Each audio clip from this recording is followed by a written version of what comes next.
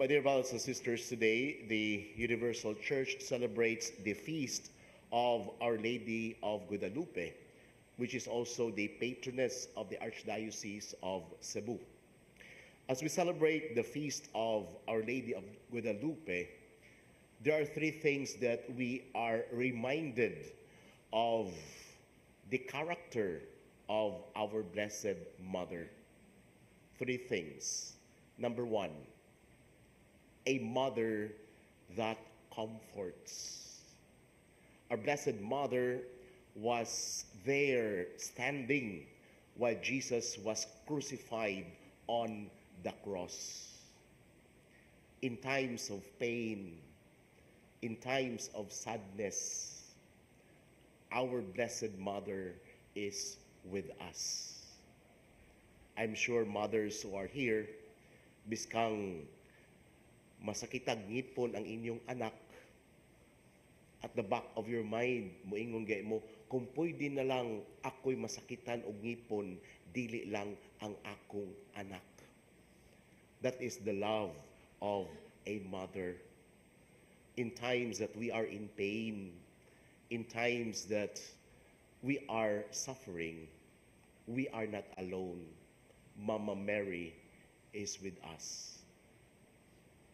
We might not be alleviated 100%, but a presence of a mother comforts us.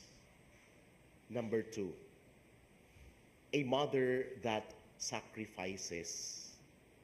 And that is a learning point to all of us, that when we love, we learn to sacrifice. The love of Mama Mary is a challenge, that when we love, it is not just all about words, but it has to be expressed in action. And in sacrifice, there is the meaning of our sacrifice. Our sacrifices will find fruits, meaning when we know that we're doing it out of love. And number three, a mother that assures. What does Mary assure us? She assures us that everything will be okay. Every time a son or daughter approaches a mother for a problem, a mother will always find solution to the problem.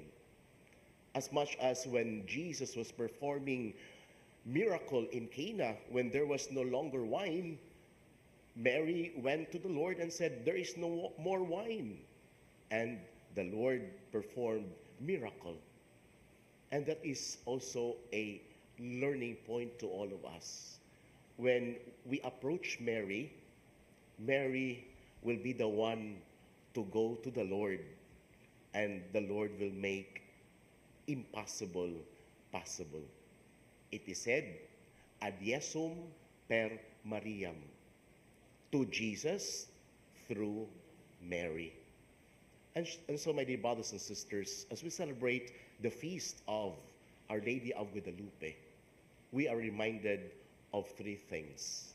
Number one, a mother that comforts, a mother that sacrifices, and a mother that assures.